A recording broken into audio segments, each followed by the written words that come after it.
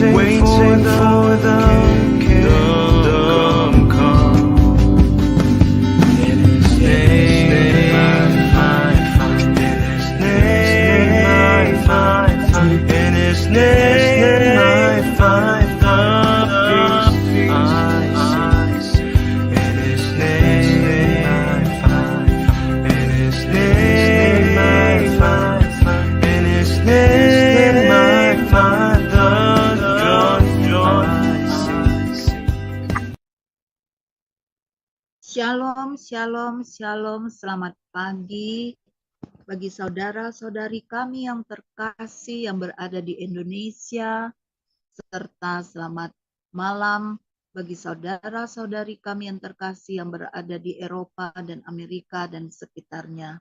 Bersama kami Renungan Pagi Sema Adonai pada hari ini Rabu 24 Januari 2024. Tanpa terasa kita sudah melewati 24 hari di tahun yang penuh kemenangan bagi setiap anak-anak Tuhan yang bergantung kepadanya. Karena kita percaya tahun ini dunia boleh goncang, tapi kita berada dalam kerajaan yang tidak tergoncangkan. Mari sebelum kita memulai renungan pagi yang akan dibawakan oleh hambanya Pak Pendeta Dedi Kurniawan dengan tema membayar harga pengiringan, mari kita bersatu di dalam doa. Selamat pagi Allah Bapa, Allah Putra, Allah Roh Kudus, Bapa yang sangat teramat baik bagi kami. Kami merendahkan diri di pagi ini di dalam nama-Mu Tuhan Yesus. Kami mohon belas kasihan-Mu, kami mohon pengampunan-Mu.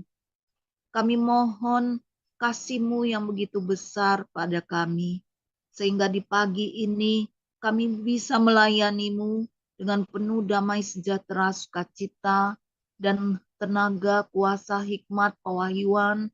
Kau berikan kepada kami yang melayani-Mu di mimbar maupun di multimedia, serta kami yang mendengar di Zoom, live streaming, serta siaran tunda. Kami yakin dan percaya tangan-Mu yang kuat gagah teracung mampu menuntun jiwa-jiwa yang harus mendengarkan kebenaran firman-Mu. Melalui pelayanan yang luar biasa ini, di mana Tuhan Engkau membuat pelayanan ini menjangkau yang tidak terjangkau on-site. Tetapi melalui pelayanan ini, biarlah nama-Mu semakin ditinggikan, dimuliakan, diagungkan. Dari awal, pertengahan, sampai akhir, kami dedikasikan pelayanan ini bagi kemuliaan nama-Mu. Jamah kami semua yang terlibat, dan biarlah di dalam nama-Mu Tuhan Yesus, ada sukacita menyertai pelayanan ini. Pujian biarlah membuat hati-Mu disukakan. Renungan firman menjadi pedang bermata dua bagi hamba-Mu yang menyampaikan dan bagi kami yang mendengar. Dan dalam nama-Mu Tuhan Yesus Kristus, doa-doa yang kami panjatkan, biarlah Tuhan Engkau menjawab setiap doa dan seruan kami. Terima kasih Bapa, kami ikat segala kuasa kegelapan yang akan mengganggu, tidak dapat mengganggu, karena Engkau yang membentengi pelayanan ini. Engkau kirimkan malaikat-Mu berjaga-jaga bagi kami, selengkap senjata-Mu Kau berikan bagi kami dan seisi rumah kami, sehingga kami bisa konsentrasi dan apa yang menjadi isi hati-Mu menjadi rema yang membuat kami kuat melewati tahun 2024 ini Tuhan. Dan biarlah Tuhan kami penuh sukacita mendengar kebenaran firman-Mu di pagi ini. Terima kasih Bapa, di dalam nama-Mu kami berdoa mengucap syukur. Haleluya. Amin. Sebagai pujian pertama, marilah kita mendengar pujian yang indah, Ku Tak Mampu Memahami, dibawakan oleh Ibu Murni. Kami persilakan.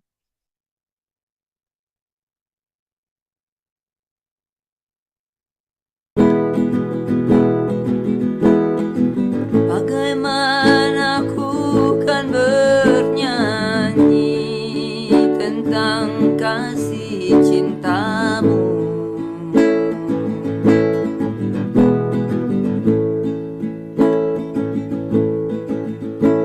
Dapatkah ku rangkai puisi tentang pengorbananmu?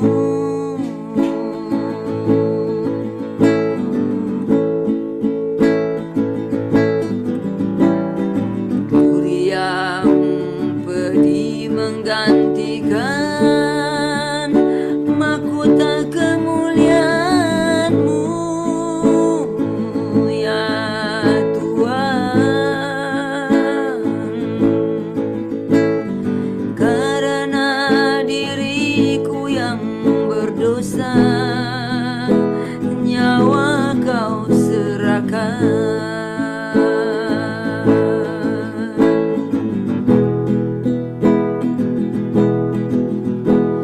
Kau balut luka di hatiku dengan kasih yang tulus.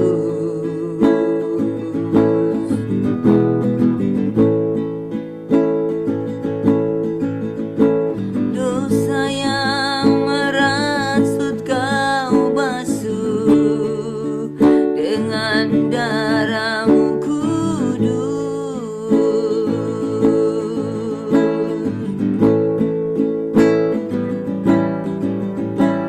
Entah berapa kali daku berkhianat padamu, ya Tuhan. Mengapa setiamu, ya Tuhan, tetap kepadaku?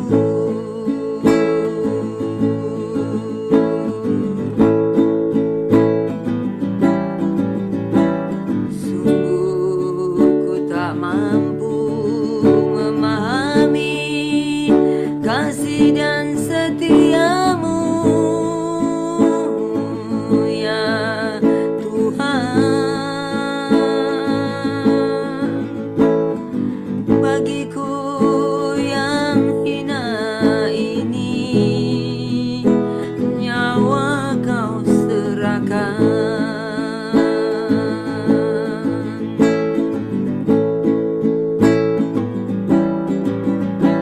Sungguh ku tak mampu memahami kasih dan setiamu,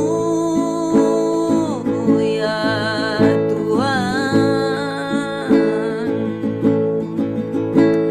Sebagaimana adanya daku, ku berserah padamu.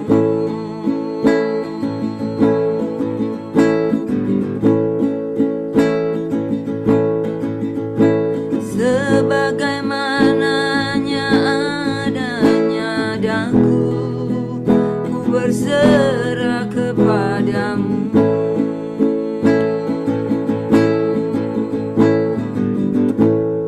Amin. Amin. Terima kasih pujian yang indah. Biarlah menyenangkan hati Tuhan dan buat kita semakin datang kepada Tuhan. Terima kasih atas pujiannya Bu Murni. Dan tiba saatnya kita mendengarkan renungan oleh hambanya Pak Pendeta Dedi Kurniawan, MTH, dengan tema membayar harga pengiringan. Waktu dan tempat kami persilakan, Pak. Baik, terima kasih Ibu. Shalom Bapak Ibu semua, selamat pagi. Sukacita kita pagi hari ini ketika kita datang kepada Tuhan. Kita memulai hari yang indah ini dengan kita datang beribadah kepada Tuhan. Hari ini temanya adalah membayar harga pengiringan, Bapak Ibu Saudara, ya. Jadi kata mengiring ini sama dengan kata mengikuti, Bapak Ibu. Mengikuti, mengawal, ya, mengejar, itu kurang lebih punya pengertian yang sama. Nah, Bapak Ibu Saudara kasih Tuhan, ketika kita menjadi orang percaya, maka Tuhan memanggil dan memilih kita. Tuhan memanggil, memilih kita, maka kita ikut Tuhan. Makanya ketika kita berbicara tentang mengiring Tuhan, maka itu tidak lepas daripada bagaimana Tuhan mempercayakan panggilannya kepada kita. Jadi ketika kita dipanggil Tuhan, berarti kita adalah orang-orang yang memang ada maksud dan rencana Tuhan. Kenapa Dia memilih kita menjadi orang percaya, saudara? Nah, hal ini menjadi satu pemahaman yang harus kita pegang dengan erat, bahwa kalau Tuhan sudah memilih kita, Dia sudah memanggil kita, kita ikut Dia. Nah, karena Dia berkata bahwa mari ikutlah aku, ya Dia bilang. Dan ketika Dia memanggil murid-muridnya itu, dan murid-muridnya kemudian meninggalkan Dia. Nah, kalau kita mengikuti daripada apa yang ditulis oleh Alkitab, maka ternyata panggilan Tuhan ya itu bukan hanya sekedar panggilan biasa, tetapi ada satu panggilan khusus yang diberikan kepada kita untuk kita bersama-sama dengan Dia, ya, bersama-sama dengan Dia. Jadi kita tidak jalan sendiri, tetapi kita berjalan bersama-sama dengan Dia untuk kita melakukan pekerjaan seperti apa yang Tuhan percayakan bagi kita. Satu pekerjaan yang mulia, satu pekerjaan yang luar biasa, saudara, itu sangat berdampak bagi banyak orang. Nah, berbahagialah Bapak Ibu Saudara dan saya hari ini ketika kita menjadi orang yang dipanggil oleh Tuhan, kemudian diajak oleh Tuhan untuk kita mengikut Dia. Nah, ketika kita berbicara tentang mengikut Tuhan, Bapak Ibu Saudara, mengikut Tuhan itu bukan berarti sekedar kita datang ibadah, bukan. Mengikut Tuhan itu bukan berarti kita ada menjadi satu jemaat lokal, kemudian kita mendapatkan pelayanan, kemudian kita sudah dibaptis, kemudian kita sudah ikuti PA atau pendalaman Alkitab, kemudian kita sudah rajin di komsel, dan kita mengatakan bahwa itu adalah mengikuti Yesus. Bukan itu, ya, bukan itu yang dalam pengertian hal yang utama kita mengikuti Yesus. Itu adalah bagian caranya bagaimana kita memperlengkapi panggilan itu. Nah, itu tadi yang saya sampaikan. Tapi mengikut Tuhan Yesus itu adalah mengikut itu artinya apa? Saudara sudah memahami tentang kehendak apa yang Tuhan sudah percayakan buat saudara. Bagian apa yang harus kita kerjakan. Ini berbicara tentang bagaimana kita keluar, Bapak Ibu. Bagaimana tindakan kita keluar, bagaimana iman kita berjalan di luar. Nah, itu berbicara tentang bagaimana kita mengiring Tuhan. Nah, kalau kita mengiring Tuhan, mengikut Tuhan, sudah jelas, Bapak Ibu Saudara, kita belajar dari apa yang setiap Dia ajarkan kepada kita. Ibaratnya ketika kita belajar mobil, ketika Dia instruksikan misalkan, langkah-langkah demi langkah, mulai dari pertama, kemudian kita ngecek misalkan ya, kalau mau perjalanan jauh kita cek air akinya, kita air radiatornya, kita cek semua. Setelah semua itu kita cek, kemudian kita mulai menghidupkan mesin.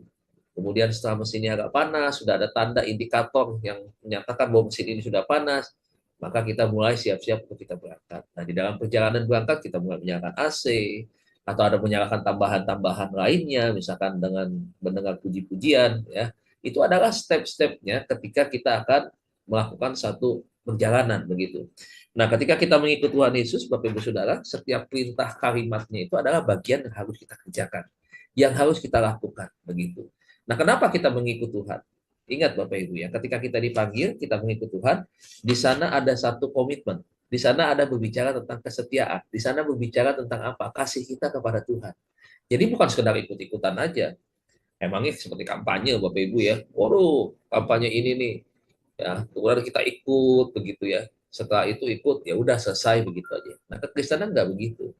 Ya, bahkan ketika kita mengikut Tuhan, intinya adalah kita harus bayar harga.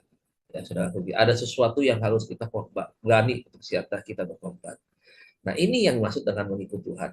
Jadi kita mengikuti apa yang terjadi dengan diri kita, apa yang harus kita lakukan, kita siap untuk ikut Tuhan. Apa yang dikatakan dulu firman Tuhan, apa yang orang seringkali bilang, ya dulu kita sering dengar kata pikul salib gitu ya. Ayo pikul salib, artinya apa? Waktu kita ikut Tuhan, kita siap untuk menderita. Waktu kita ikut Tuhan, kita siap untuk kita mengalami berbagai macam intimidasi. Waktu kita ikut Tuhan, kita siap untuk menghadapi berbagai macam tantangan. Nah, itu berbicara tentang mengikut Tuhan. Jadi tidak mudah untuk kita ikut Tuhan. Nah, hari ini kita belajar tentang hal itu. Walaupun mengikut Tuhan artinya tidak mudah, artinya seringkali kita dihadapkan pada hal-hal yang berkaitan dengan seberapa besar kekuatan iman kita, namun yakin dan percaya Bapak Ibu Saudara bahwa kalau kita ikut Tuhan, sebenarnya kita sedang dilatih, kita sedang dididik. Untuk apa? Kita menjadi pribadi-pribadi yang kuat. Nah, untuk menjadi pribadi yang kuat, kita harus bergantung sepenuhnya kepada Tuhan. Artinya kalau memangnya kita mengikut Tuhan, maka kita nggak boleh lepas daripada iring-iringan itu. Kalau lepas daripada iring-iringan itu, maka kita akan terpisah, tersesat, terhilang, dan semakin jauh daripada Tuhan. Nah, inilah ya Bapak Ibu ya, kenapa kita harus mengikut Tuhan. Intinya adalah ketika kita mengikut Tuhan, kita harus siap untuk menghadapi setiap persoalan. Dan bukan hanya persoalan, tetapi banyak hal yang harus kita hadapi, bayar harga, saudaraku. Nah, mari Bapak Ibu kita buka Filipi pasal yang ketiga. Filipi pasal yang ketiga, ayat yang ke-14 ya. Ayat yang ke-14 sampai dengan ayat yang ke-16 ya. Filipi pasal 3, ayat yang ke-14 sampai dengan ayat yang ke-16.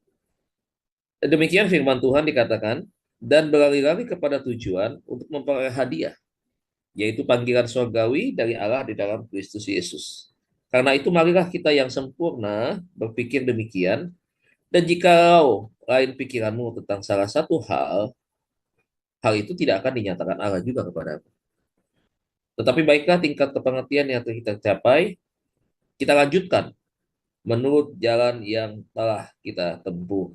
Bapak Ibu Saudara kasih Tuhan, firman Tuhan di dalam Filipi pasal 3 14 sampai 16 ini itu menegaskan kepada kita bahwa kata-kata berlari-lari ini itu menunjukkan sesuatu yang kita kejar, sesuatu yang terus kita ikuti.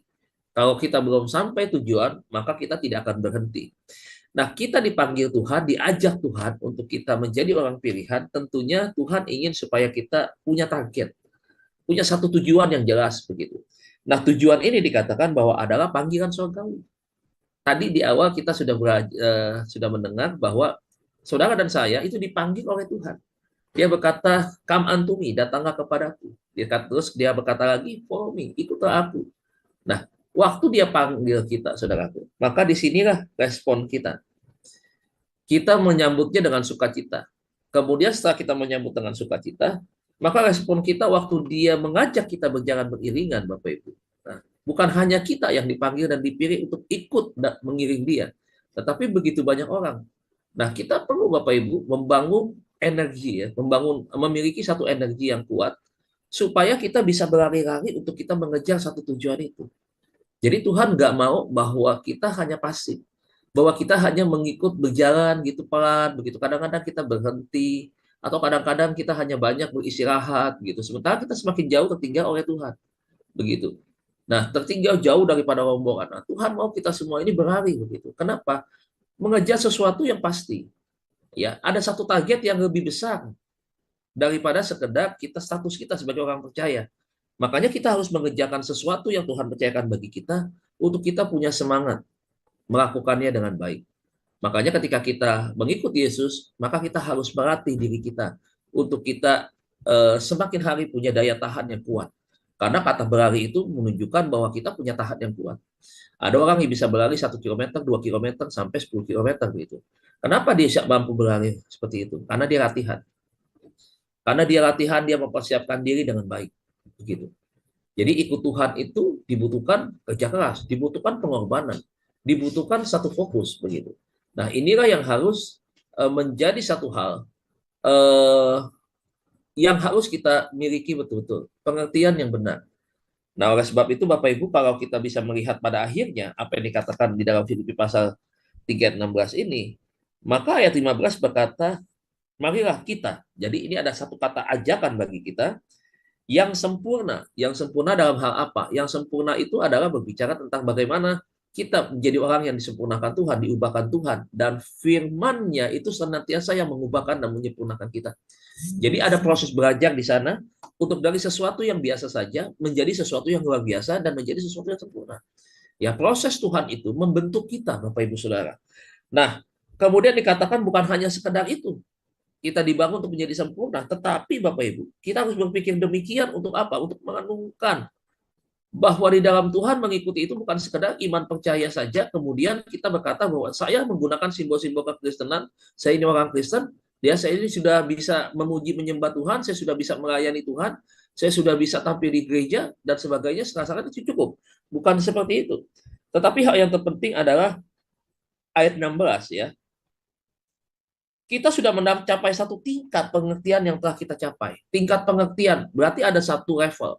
Ada satu level yang akan kita bangun. Tadi di dalam kita dipersiapkan di dalam kesempurnaan itu.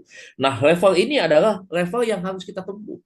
Dan ini merupakan satu jalan yang harus menjadi satu jalan yang menjadi ukuran daripada bagaimana ketika kita ikut Tuhan, ya, seperti apa tingkat kita, dan bagaimana ketika kita ada di jalan itu, kesempurnaan yang seperti apa yang harus kita ikuti. Nah, jalan itu jalan yang bagaimana yang kita lewati. Nah, tentunya kalau kita kembali kepada jalan yang harus kita lewati, jalan itu bukan hanya sekedar jalan yang bagus. Di dalam kita mengikut Tuhan, ada jalan yang betul-betul kita bisa melihat, ada jalan yang sempit, Tuhan bilang beberapa pengertian di Alkitab, ada jalan berbatu-batu di sana, itu adalah jalan yang harus kita lewati. Jadi bukan ini berbicara tentang bahwa jalan yang kita harus lewati itu bukan jalan yang senantiasa mulus, yang indah-indah, yang enak-enak, yang jalannya penuh dengan berkat, begitu, bukan seperti itu. Tetapi jalan yang betul-betul menguji kita, melatih kita untuk kita senantiasa strong atau kuat ya di dalam iman kita. Nah, ini Bapak Ibu yang disampaikan oleh Filipi bahwa kita harus membayar harga di dalam pengiringan kita kepada Tuhan. Jadi ikut Tuhan jangan hanya kita meminta sesuatu yang enak-enak. Makanya seringkali kita bisa melihat beberapa pemahaman, beberapa pengajaran yang keliru, bahwa ikut Kristen itu enak katanya. Mau jadi orang Kristen itu, wah pokoknya hidupnya diberkati, sukses, dan seterusnya. Nah, ini pemahaman yang keliru. Ini menyesatkan ya Bapak Ibu ya. Bahwa Tuhan nggak pernah menjanjikan seperti itu. Walaupun pada akhirnya Bapak Ibu, setiap perjalanan yang kita lewati, Tuhan selalu memberikan jawaban. Dan jawaban itu ada jawaban tentang kebaikannya dia. Tetapi tetap saja di dalam prosesnya ada yang saya sebut tadi, bahwa kita harus bayar harga. Kita tidak bisa menuntut kepada Tuhan sesuatu yang indah saja. Ya, Tuhan nggak melatih kita menjadi orang Kristen yang cengeng. Tidak. Tuhan melatih kita menjadi orang Kristen itu yang betul-betul punya semangat juang yang tinggi, kuat, punya mentalitas yang betul-betul menunjukkan kegigihan dari seorang murid Tuhan, dan kemudian saudara, dia senantiasa tahu kesulitan-kesulitan apa yang harus dihadapi dan jalan keluarnya seperti apa. Nah, kan setiap hari kita dilatih hal-hal ini. Kenapa kita bisa tahu hal itu? Kita dilatih lewat firman-Nya. Makanya ketika kita punya daya tahan, energi yang kuat, kita bisa berlari sedemikian rupa jauhnya. Karena kita dilatih untuk setiap hari kita baca firman-Nya, merenungkan firman-Nya, menangkap pesan firman Tuhan ini, apa yang harus saya kerjakan, apa yang harus saya lakukan. Ya, jadi ini Bapak Ibu adalah bagaimana ketika kita mengiring dan mengikut Tuhan itu. Dan tentunya ketika kita mengikut Tuhan itu bukan hanya sementara. Bukan hanya berkata 10 tahun sudah cukup, 15 tahun cukup, bukan itu. Tetapi mengiring Tuhan adalah sampai kepada titik nafas terakhir kehidupan setiap orang-orang yang dia panggil, saudara. Nah, itu. Nah, sekarang Bapak Ibu, kita akan belajar ya.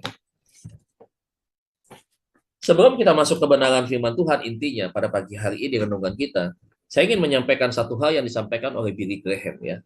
Billy Graham pernah menyampaikan satu pernyataan yang menjadi perenungan bagi kita semua, yaitu dikatakan demikian.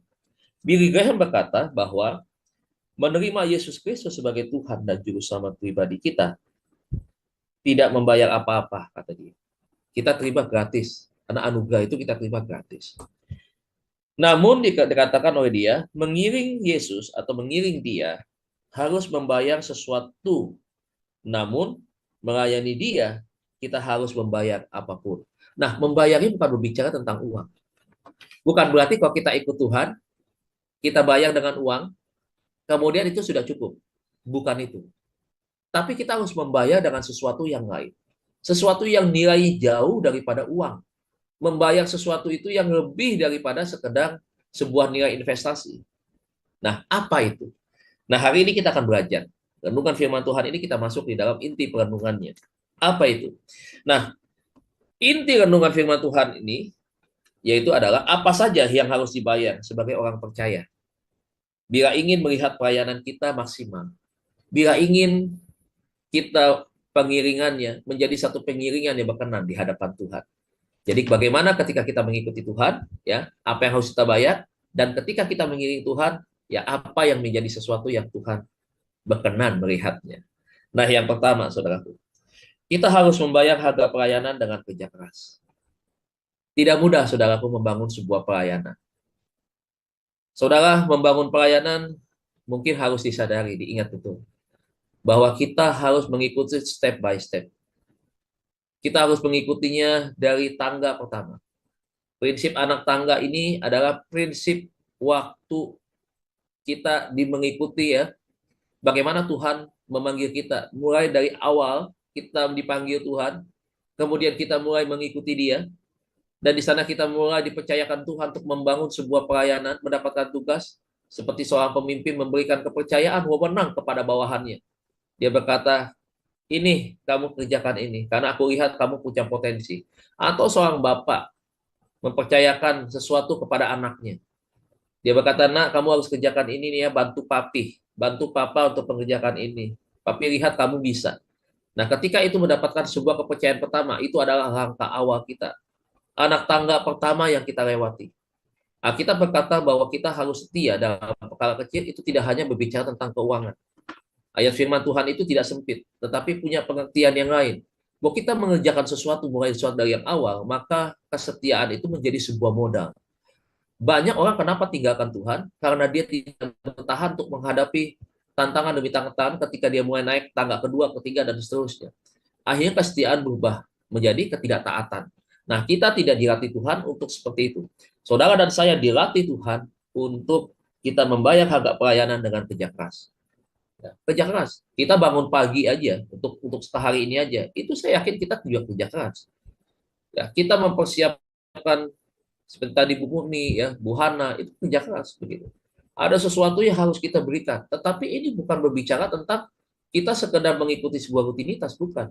Karena ini berbicara tentang panggilan, berbicara tentang apa yang Tuhan percayakan buat kita ketika kita mengiringi Tuhan. Makanya kita siap untuk kita bekerja keras. Mempersiapkan puji-pujian akan kita bawa besok untuk pembukaan ibadah renungan pagi kita hari ini, begitu. Pujian apa yang akan kita mau naikkan buat Tuhan, begitu. Ya, Bu Hana juga demikian mempersiapkan hari ini untuk menjadi host misalkan, moderator misalkan. Ada banyak hal-hal yang disiapkan. Itu adalah bagian daripada cara keras kita. Bahwa kita dipanggil Tuhan, kita dipilih Tuhan, dan kita melakukan kehendaknya. Jadi bukan berarti ketika kita dipanggil oleh Tuhan, ya udah kita cuma terima jadi enaknya doang. Enggak begitu, ya. Jadi kita tetap harus kerja keras sampai kapanpun, sampai kita selesai menyelesaikan tugas panggilan kita di atas muka bumi ini. Ada regenerasi yang akan melanjutkan tugas kita. Jadi, kerja keras bisa dibangun ketika kita mulai setia, mendengar panggilan Tuhan. Ketika kita mulai taat, melakukan apa yang Tuhan percayakan bagi kita.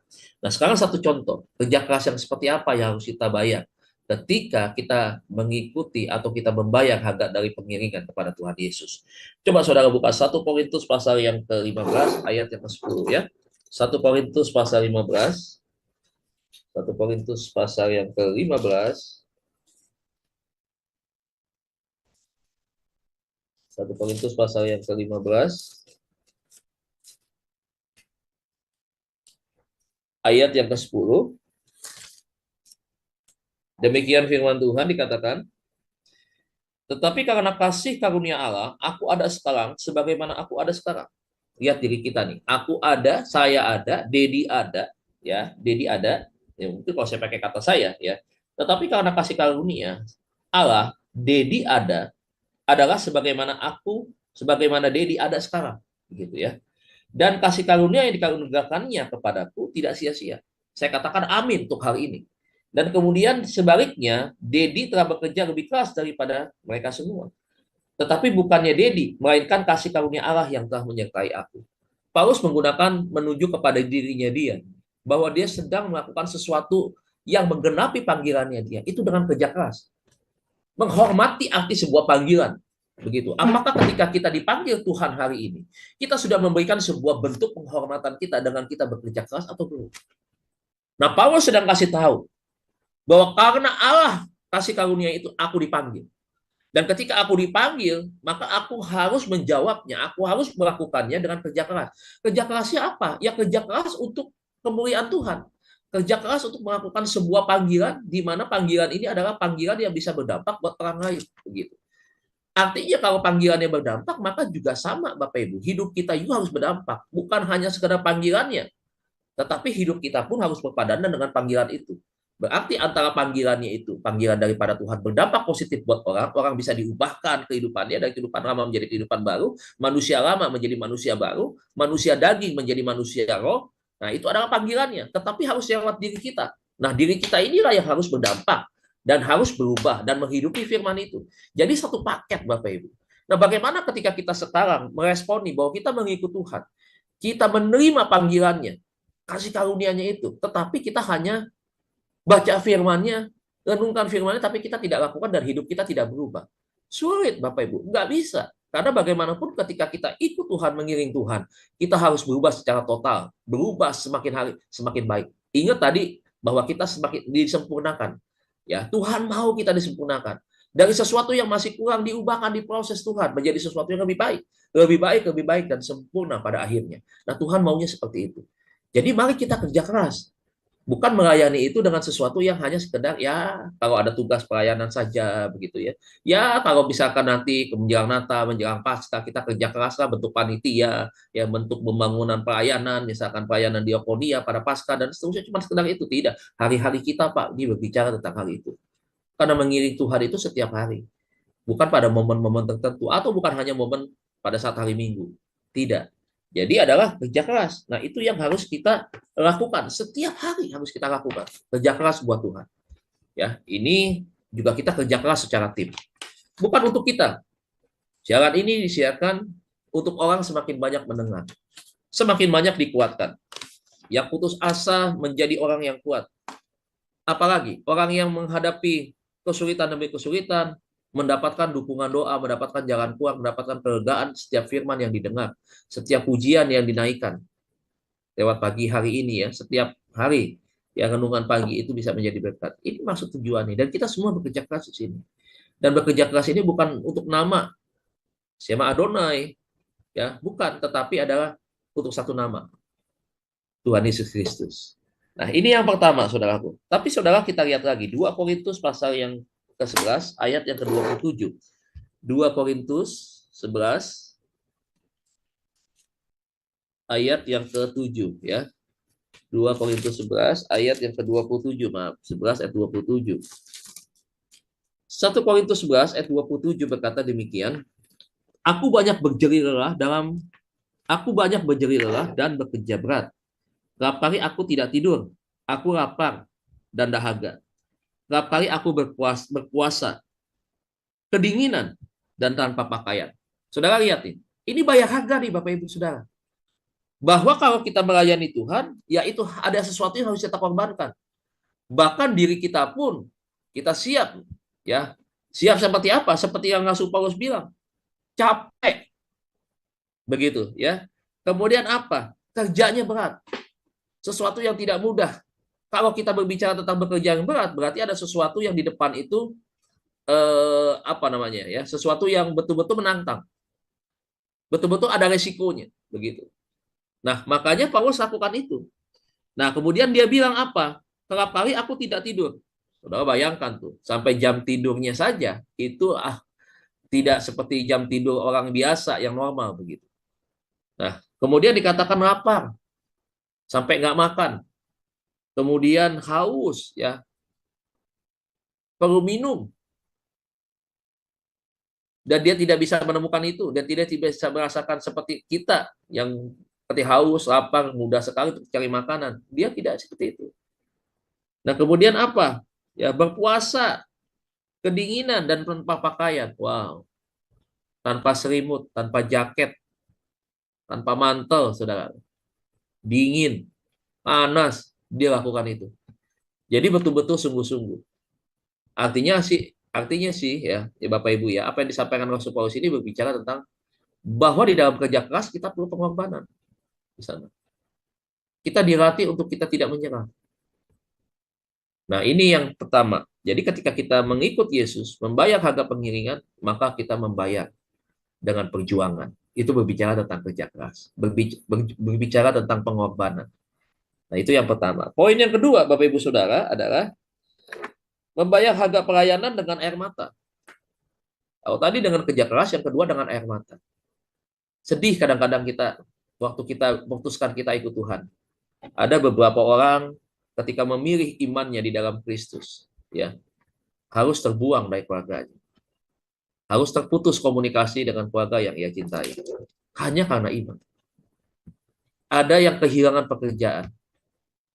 Dari punya pekerjaan, posisi enak, ketika memilih sebagai pengikut Kristus, akhirnya untuk bertahan makan, harus ada yang menjadi tukang parkir, ada yang bekerja sebagai pemulung, Ini berawal berdasarkan kesaksian-kesaksian ya Bapak Ibu ya. Kesaksian-kesaksian bagaimana saudara-saudara kita dipanggil dari punya sesuatu yang dia raih dari dunia ini sampai akhirnya dia kehilangan sesuatu. Dan sampai akhirnya dia mulai segala sesuatu itu terbalik waktu dia ikut Tuhan. Tadinya enak duduk di kantor, sekarang harus panas-panasan jadi tukang parkir. Tapi dia lakukan itu. Dia nggak mengatakan bahwa waduh Tuhan kalau tahu begini mah saya balik lagi aja dah Tuhan. Sorry Tuhan, saya nggak mau deh ikut Tuhan. Ya saya mau aja ikut yang dulu aja dah. Saya nggak beriman sama Tuhan, tapi saya punya jabatan enak. Saya mau makan tinggal suruh apa namanya disuruh office boy untuk beli makanan, kemudian nanti diantarin makanan, saya tinggal makan. Enak, tinggal perintahin orang. Saya punya ruangan enak, ber-AC, nyaman, kursinya enak, bisa diputar kiri kanan, bisa putar ke belakang, ya. Kursinya enak sekali, begitu. Semua fasilitas ada. Sorry ya Tuhan, saya mau kembali kepada kehidupan yang lalu. Saya nggak mau ikut Tuhan. Kenapa? Dia nggak mau berkorban. Nah, kalau kita lihat Paulus, dia berkorban. Dan biasanya pengorbanan itu bisa kita lihat juga salah satunya lewat air mata. Berapa banyak Bapak Ibu kita melayani, kita ikut Tuhan, tidak sedikit air mata kita yang sudah keluar. Bukan karena air mata sukacita jawaban doa kita, itu berbeda. Air mata itu ada dua, air mata kebahagiaan sama air mata kesedihan. Seringkali yang kita hadapi adalah berbagai macam kesedihan-kesedihan yang kita alami. Kadang-kadang ketika kita menangis, rasa-rasanya kita udah nggak kuat, di batas kekuatan kita, di ujung batas kekuatan kita. Tapi seringkali dia saat ujung batas kekuatan kita disitulah, makanya Tuhan ubah ratapan kita menjadi tarian. Kesedihan kita, Tuhan ubahkan menjadi kebahagiaan. Dia jawab setiap pergumulan kita. Sehingga kita menangis pada waktu kita menghadapi kesedihan karena kita tidak mampu, kita tidak sanggup menghadapi itu. Tetapi ketika Tuhan datang untuk membela, Tuhan mendatang untuk menjawab kita. Tiba-tiba kita berkata, Tuhan terima kasih. Kita berteriak, Tuhan Yesus baik. Kemudian kita menangis di dalam tangisan kebahagiaan. Tangisan seorang anak yang memeluk bapaknya. Ketika anaknya hampir celaka dan bapak datang untuk menyelamatkannya, maka kita menurut bapak kita, ya orang tua jasmani kita misalkan seperti itu. Karena kita merasa bahwa pelindung kita, penjaga kita, ternyata ada bersama dengan kita, saudara. Kita menangis, kita berteriak di pelukan bapak. Bapak memeluk kita dan menguatkan kita dan berkata, nah jangan takut. Nah, tenang. Papa ada sama kamu. Nah, papa nggak jauh dari kamu. Waduh, Pak, Bu. Kalimat itu juga kalimat yang sama. Yang Tuhan bilang, Dedi, kau nggak jauh dari aku. Dedi, aku tahu kekuatan maksimalmu. Dedi, ini pelajaran. Dedi, aku mau kau kuat. Dedi, aku mau kau melihat bahwa di balik setiap kelemahanmu, di sana ada seorang yang kuat, yang sangat kuat, yang sedang membela dan menjagamu. Waduh, Pak, Bu. Aduh, itu indah banget. Indah. Makanya seringkali ya ketika kita menghadapi kesedihan lewat air mata kita nggak tahu dah Pak Bu, masing-masing kita air matanya air mata apa gitu ya. Kenapa kita air matanya bisa keluar begitu ketika kita menghadapi hal-hal yang mungkin kita dikecewakan orang, disakitin orang, Pak Bu. Kita katanya diajak pelayanan, ayo yuk pelayanan ke sini, sampai di sana kita semua yang suruh bayar misalkan. Kita nggak bawa uang, misalkan kita bingung mau bayar seperti apa ini. Akhirnya itu tadi ya harus pakai kartu kredit, misalkan terlibat hutang dari kartu kredit itu. Ya, beberapa orang bisa saja mengalami pengalaman-pengalaman seperti itu, begitu. Dikecewakan di gereja yang katanya, ayo yuk sis kita bisnis yuk sis, bisnisnya bagus sis ini sis, aduh prospeknya cakep, pokoknya investasi mana yang bisa menyamai investasi ini, ayo kita ikut yuk. Wah semua dikumpulkan beberapa orang begitu ya. Kemudian akhirnya terkumpul uang, setelah kumpul uang akhirnya kabur, pindah gereja, pindah ke kota lain, dan seterusnya begitu Bapak Ibu. Hati-hati ya Bapak Ibu, saya selalu bilang hati-hati, jangan saudara pikir di gereja itu malaikat semua. Hati-hati ketika ada yang mengajak, ayo kita bisnis ini lebih baik, nggak usah. Lebih baik nggak usah. Nanti saudara akan kecewa, ujung-ujungnya rata-rata benci sama gereja. Begitu. Ujung-ujungnya apa? Oh nggak mau lagi pelayanan, sakit hati, kecewa, luka hatinya udah. Dan menyatakan semua gereja itu sama. Akhir ujung-ujungnya meninggalkan Tuhan. Begitu. Makanya jangan hindari Bapak Ibu berbisnis di gereja. Pak, dia orang baik, diaken loh, Pak, dia diaken, Pak. Ya ampun, dia tua loh Pak, majelis loh Pak. Masa sih saya nggak percaya? Masa sih saya punya prasangka yang negatif? Nggak mungkin lah Pak, saya lakukan itu. Sebaiknya jangan. Kalau udah menyangkut uang, menyangkut bisnis, saudara hati-hati. Hati-hati. Saudara, ya, cara saudara mengikuti Yesus akhirnya bisa terputus karena itu. Saudara jangan pikir ketika kita mengikuti Yesus itu, kita aman udah. Kita udah ada di dalam barisannya Tuhan Yesus nih. Semakin banyak orang yang dipanggil kan, berarti kan ada banyak rombongan. Sama ketika Tuhan Yesus melakukan pelayanannya, Alkitab mencatat begitu banyak orang mengikuti dia. Sama. Tetapi hati-hati, hati-hati. Kita perlu kewaspadaan. Alkitab selalu ingatkan kepada kita, kita harus cerdik seperti ular, tulus seperti merpati dalam hal apa, saudaraku. Nah, kita harus melihat. Kita harus punya kepekaan, harus tahu begitu. Jadi hati-hati nih yang merusak hubungan jemaat di dalam pengingat Tuhan Yesus, salah satunya faktor dari dalam gereja. Apa itu? Yaitu tadi masalah bisnis, kemudian masalah keuangan. Gereja aja, sama-sama gereja nih, satu gereja itu bisa pecah karena masalah uangnya bisa pecah. Akhirnya bisa jadi satu cabang baru, bawa kelompoknya. Itu karena masalah keuangan di gereja. Jahat sekali uang itu, saudaraku. Uang itu bisa merusak gereja. Jangan pikir uang gereja itu kebal terhadap mamon. Oh, tidak. Tidak. Hamba-hamba Tuhan kebal terhadap mamon. Tidak, Bapak Ibu. Jatuh, Bapak Ibu. Babak belur. Akhirnya terhambat mengiring kita kepada Tuhan. Tuhan sudah melangkah 3 kilometer, kita masih di 0 kilometer. Atau kita di kilometer 1, Tuhan sudah kilometer 7 misalkan. Semakin jauh tertinggal. Nah, kita nggak mau tertinggal seperti itu. Ngejarnya perlu daya tahan yang kuat. Kita harus mengejar sprint, lari. Bayangkan, saudara, dari kilometer 1 sampai kilometer 7, kita lari menggunakan apa itu? Kalau kita lari dengan kekuatan kita 7 kilometer dengan sprint, nggak mungkin kuat. Makanya supaya kita tidak tertinggal, supaya hubungan kita dengan Tuhan tidak terputus, mengikut Tuhan kita tidak sampai kepada tidak tujuan, makanya oleh sebab itu kita harus punya kepekaan, hikmat digunakan. Jadi hati-hati Bapak Ibu. Ya katanya pelayanan mesti hati-hati. Saya tidak anti dengan pelayanan. Tetapi kalau hanya mengejar pelayanan, apalagi melakukan pelayanan, hanya kenal materi Bapak Ibu, aduh kita keliru. Nah, ini mesti hati-hati ya. Hati-hati. Udahlah, jangan bisnis-bisnis di gereja. Saudara punya uang, punya udah bisnis-bisnis sendiri. Jangan join-join sama orang. Kalau saudara join-join sama orang, mau sama orang Kristen pun kayak orang yang bukan Kristen, apalagi sama tetap. Jadi jangan sampai iman saudara goyah karena masalah itu tadi. Mamon itu jahat. Hati-hati. Hati-hati ya.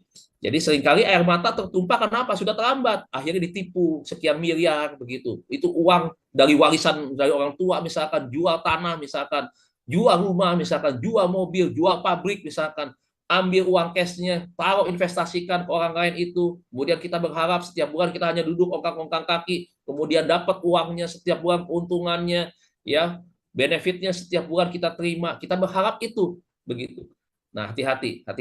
Ya, saya mengingatkan renungan pagi hari ini, membayar mengiring kerja keras Tuhan itu kita bisa gagal ketika itu tadi. Ya, ketika kita membiarkan setiap persoalan itu dan kita tidak peka, kita melakukan sebuah kesalahan, air mata keluar, ya, kemudian tindakan-tindakan yang harusnya tidak harus kita lakukan, ya.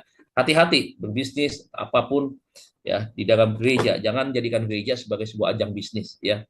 Kalau saudara mau jadikan itu ajang bisnis untuk saudara, misalkan ada kesempatan di gereja, ada tempat untuk dibuka kantin dan seterusnya, saudara mau pakai bisnis saudara, pakai modal, dan gereja memang menyewakan itu, lakukan boleh. Tapi kalau saudara sudah kerjasama seperti itu, dari pengalaman saya, rata-rata saudaraku hancur gereja. Ya, pecah jemaatnya di sana. Gereja pun pecah juga karena uang. Jadi mesti hati-hati. Nah, ini pelajaran penting nih. Iya, majelis pas hari Minggu, betul. Yang ketiga, saudaraku, yang terakhir. Membayar harga pelayanan dengan air mata ya. Tadi kita lihat Kisah Rasul 20 ayat 19. Satu ayat aja deh. Ya, Kisah Rasul 20 ayat 19. Walaupun banyak ayatnya tapi kita lihat Kisah Rasul 20. Kisah Rasul ayat yang ke-20. Ya, 20. Pasal 20 ayat 19, Pak. Kisah Rasul pasal 20 ayat 19. Demikian firman Tuhan, Kisah Rasul pasal 20 ayat 19, dengan segala rendah hati aku melayani Tuhan. Ya, melayani Tuhan dengan rendah hati, bukan dengan kesombongan. Bukan dengan kekuatan power uang kita. Bukan melayani dengan jabatan pangkat kita di pundak, bukan, ya. Bukan melayani karena titel kita, bukan, tetapi melayani Tuhan dengan rendah hati.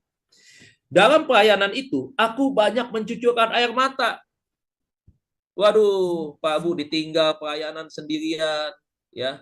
difitnah di dalam pelayanan. Wah, dia mau pelayanan mau cuma cari-cari nama doang. Waduh, dia mah kalau pelayanan cuman itu selalu berbicara tentang pelayanannya masalah duit mulu begitu. Ada omongan-omongan yang nggak enak begitu. Ini dunia pelayanan nih Bapak Ibu. Dunia pelayanan. Kadang-kadang diajak pelayanan misi, misalkan ayo kita baksos yuk, ayo kita bawa makanan yuk ke lapas, misalkan ayo kita bawa makanan yuk ke kaum marginal, ayo kita patungan yuk gitu ya, kalau pakai bahasa sehari-hari patungan, atau siapa yang mau nabur istilahnya tuh. Ayo, ternyata tidak yang mau nabur. Seakan-akan kita ditinggalkan, kita melayani sendirian, kita mulai putus asa. Apa yang terjadi? Kita mencucurkan air mata. Tuhan, kenapa mereka tinggalkan aku? Tuhan, kenapa mereka tidak percaya aku? Tuhan, aku berjalan sendirian. Visi yang Tuhan taruh, rasa-rasanya aku tidak punya pendukung. Dan kita putus asa. Tuhan, aku nggak bisa kok ke pelayanan sendiri. Aku harus pergi, keluar uang. Aku tidak dibayar. Sampai di sana juga, aku harus membawa sesuatu, memberkati mereka. Aku juga tidak punya uang. Dan aku selalu dibiarkan seperti ini. Akhirnya mulai kecewa. Begitu. Mulai kecewa. Nah, dikatakan apa di sana? Dan banyak mengalami pencobaan. Ini bicara soal Rasul Paulus. Dan dari pihak orang Yahudi yang mau membunuh, bahkan taruhan nyawa. Coba. Nyawa saja dia pertaruhkan. Begitu. Sedih kan? Mendapatkan ancaman. Coba lihat, udah nggak disupport. Kemudian di dalam pelayanan ada ancaman-ancaman. Jadi lihat nih Bapak Ibu. Ada air mata yang keluar. Bapak Ibu tenang. Nggak usah khawatir. Pelayanan hari ini Anda merasa ditinggalkan. Anda merasa sendiri. Suami sudah tidak support lagi. Suami sudah mulai berubah. Dulu kalau pelayanan pria kita sama-sama, kita bergandengan tangan, kita naik motor sama-sama, boncengan sama-sama. Waktu boncengan seringkali suami bercanda, begitu seringkali kita ngobrol. Kadang-kadang aku juga tertidur, ngantuk di pundak suami waktu dibonceng naik motor jalan jauh begitu. Ada kenangan-kenangan, tapi sekarang suami sudah mulai berubah. Ditinggalkan oleh suami atau pasangan, atau mau tinggalkan istri, atau suami kebalikannya lah. Begitu. Kita mencucurkan air mata. Harga dari sebuah pelayanan, Bu. Pak.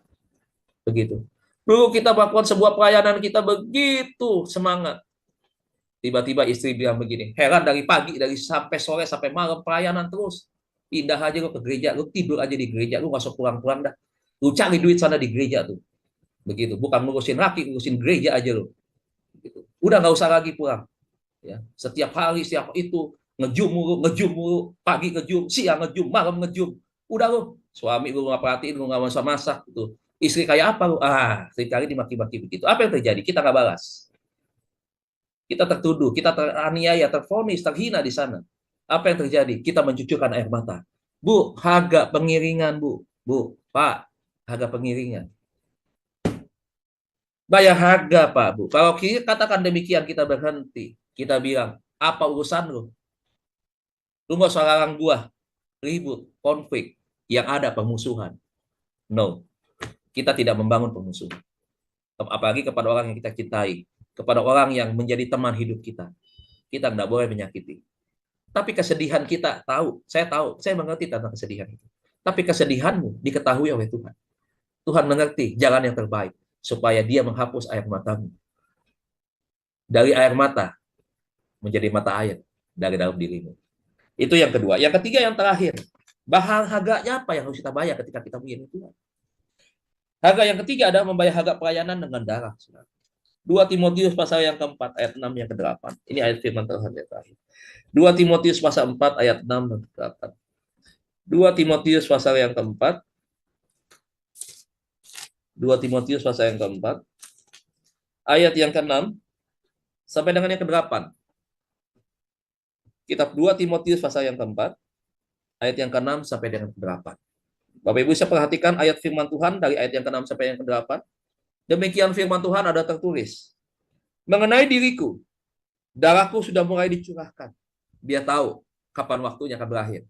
Kapan pada akhirnya dia harus mati. Bayar harga dari arti sebuah pelayanan. Dari arti mengikuti Yesus. Dikatakan demikian. Darah sudah mulai dicurahkan sebagai persembahan. Sebagai sesuatu yang dia persembahkan buat siapa? Ya buat Tuhan begitu. Yang dia pertaruhkan buat nama Tuhan. Enggak apa-apa aku mati. Enggak apa-apa darahku tercurah. Tapi yang terpenting aku mati untuk di dalam Tuhan. Aku mati ketika aku selesai menyelesaikan semua tugas panggilanku mengikut dan melayani Tuhan. Dia dikatakan apa? Dan saat kematianku sudah dekat. Dia tahu momen-momen itu. Dia yakin bahwa ini akhir daripada tugas pelayanannya dia. Dan apa yang dikatakan di ayat yang ketujuh, aku telah mengakhiri pertandingan yang baik. Nah, ini saya suka.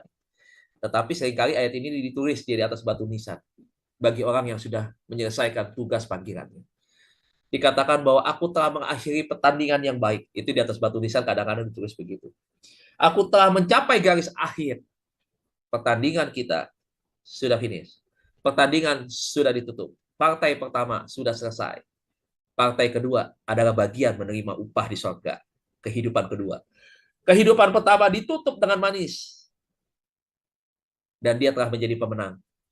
Dia telah finish. Melewati tali. Kalau lari maraton ada pita tuh. Pita panjang. Yang melewati pita itu dia juara. Dia sudah menjadi seorang champion. Dia sampai di garis akhir itu. Dan yang paling bagus, satu kalimat yang sangat-sangat saya suka adalah aku telah memelihara iman. Sepanjang hidup, rasanya berat. Sepanjang hidup, rasanya tidak mudah. Tapi dia bisa memelihara imannya dengan baik.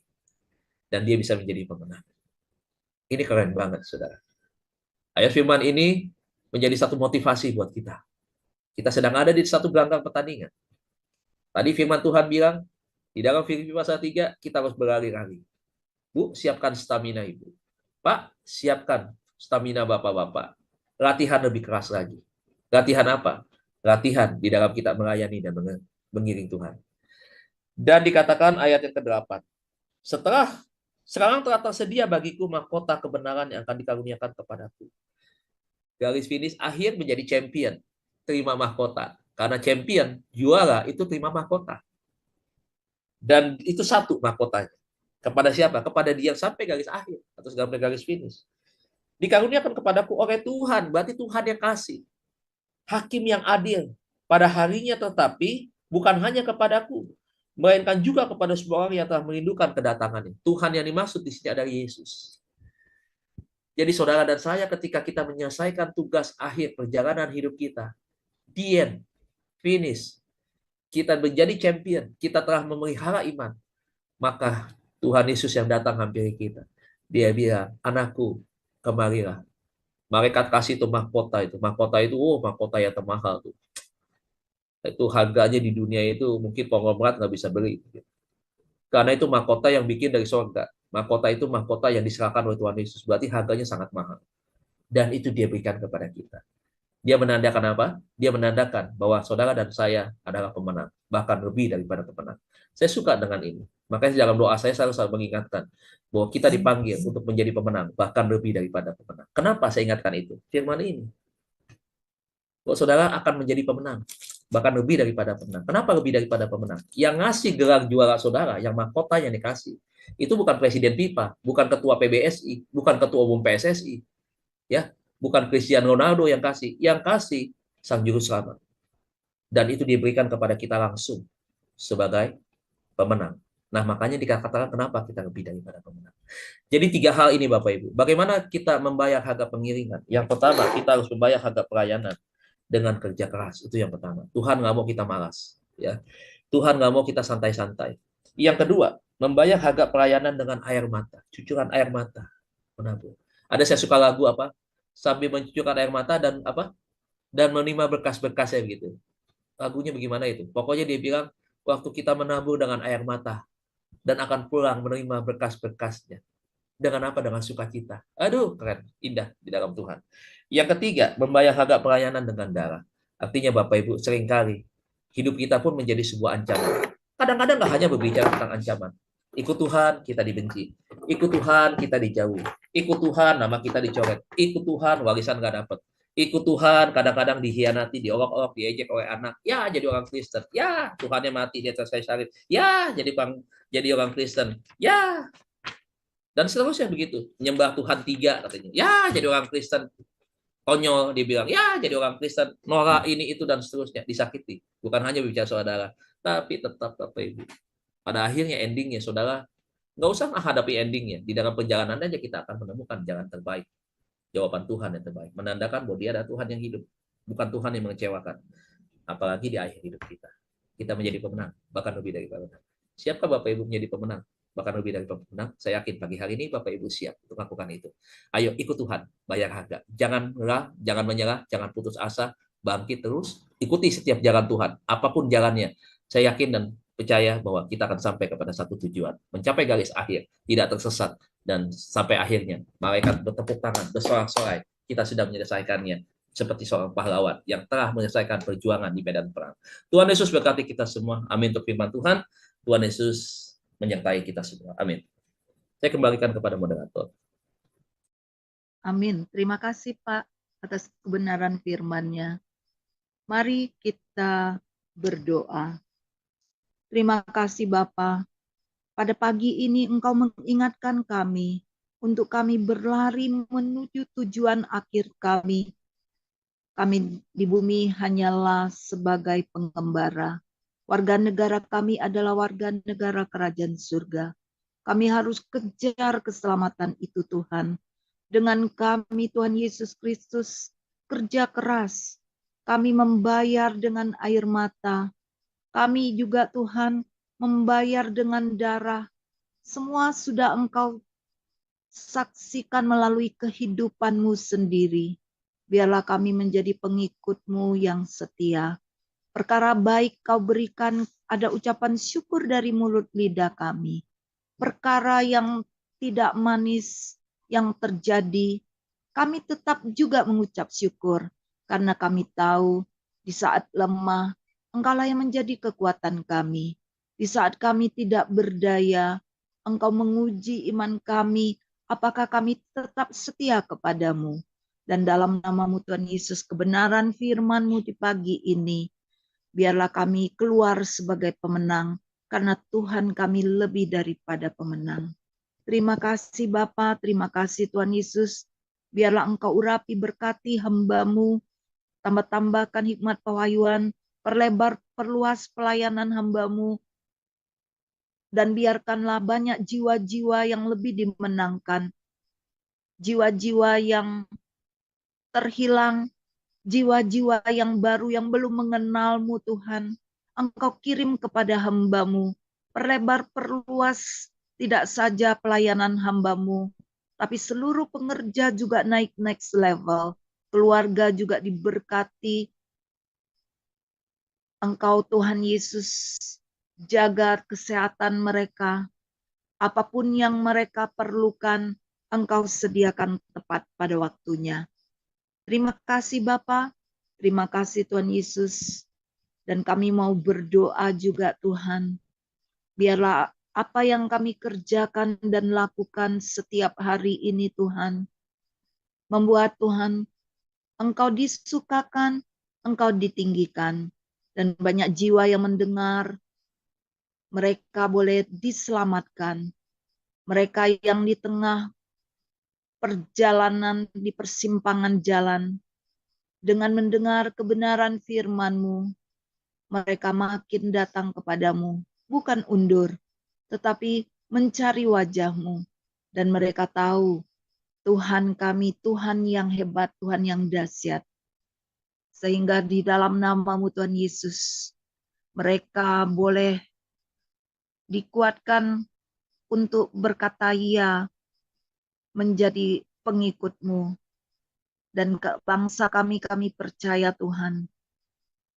Banyak yang bertobat, apapun yang terjadi saat ini, ketika mereka mengandalkan Engkau, hidup mereka akan diubahkan. Karena hanya Engkaulah jalan keselamatan dan hidup. Dan Engkau tidak pernah meninggalkan kami. Terima kasih Bapa. Di dalam nama-Mu Tuhan Yesus, kami berdoa mengucap syukur. Haleluya, amin. Sebagai pujian yang kedua, mari kita dengarkan Ku Ada oleh Ibu Murni. Kami persilakan.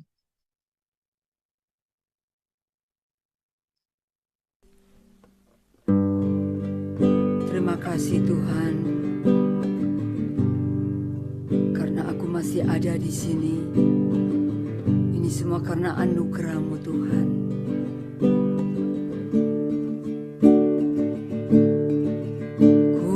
ada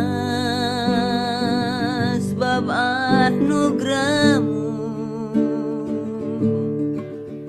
ku ada karena kasih-Mu, Tuhan Yesus. Ku berterima kasih buat kasih rahmat-Mu.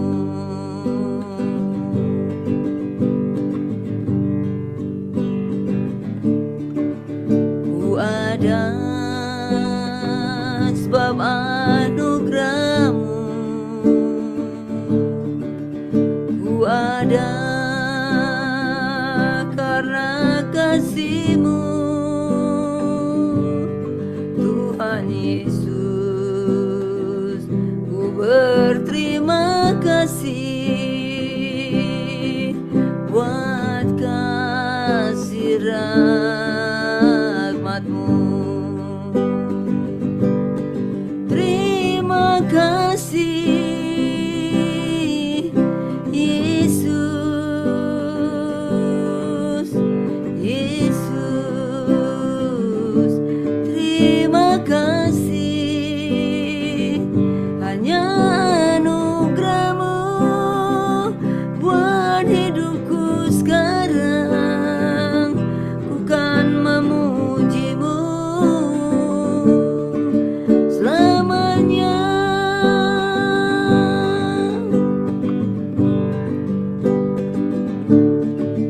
Ku ada sebab anugerah-Mu,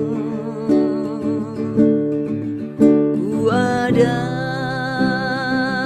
karena kasih-Mu, Tuhan Yesus.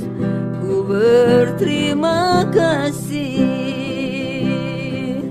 buat kasih rahmat-Mu.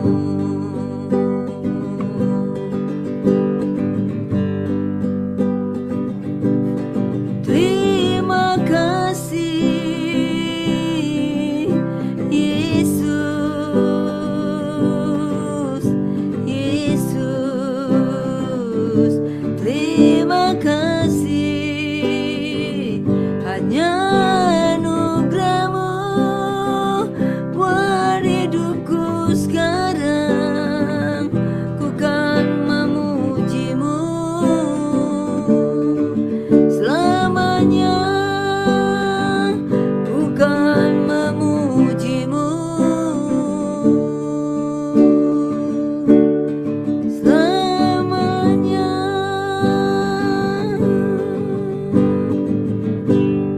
Amin. Amin. Terima kasih pujiannya Bu Buni.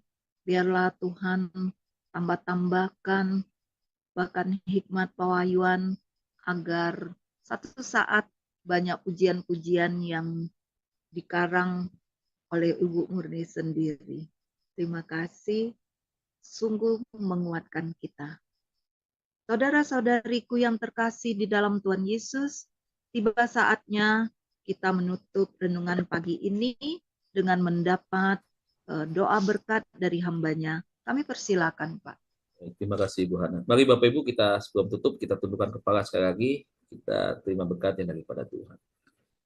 Hamba-hamba Tuhan yang hidup di dalam kekudusan, kebenaran, dan menjadi pelaku firman, teruslah untuk kita giat melakukan semua pekerjaan panggilan pelayanan kita, mengiringi Tuhan sampai garis akhir. Oleh sebab itu adalah panggilan Tuhan yang harus kita kerjakan dengan ketaatan dan kesetiaan. Tuhan akan memberkati setiap kita pada hari ini di dalam segala aktivitas kita. Tuhan akan memberkati dan menyertai kita dan menjaga serta melindunginya. Terimalah berkat Allah Bapa kita di sorga, cinta kasih daripada Tuhan kita Yesus Kristus, pertolongan, penghiburan, penyertaan Allah Roh Kudus akan terus menyertai kita semua, mulai pagi hari ini sampai Tuhan Yesus di awan-awan permai, menjemput kita, menjadikan kita semua pemenang, bahkan lebih daripada pemenang. Yang percaya dan diberkati, bersama-sama kita katakan, amin. Terima kasih Bapak Ibu, selamat pagi, Tuhan Yesus berkati. Terima kasih Bu Hana, Bu Murni, Amin. Terima kasih Pak. Bu Heni. Saudara-saudariku yang terkasih, dengan berakhirnya doa blessing, berakhirlah renungan pagi di pagi ini, tapi mari kita tetap setia, karena renungan pagi dari Sema Adonai dari Senin sampai Sabtu, dan biarlah kita tetap setia dalam mengiring Tuhan. Terima kasih, Tuhan Yesus memberkati. Shalom, shalom, shalom.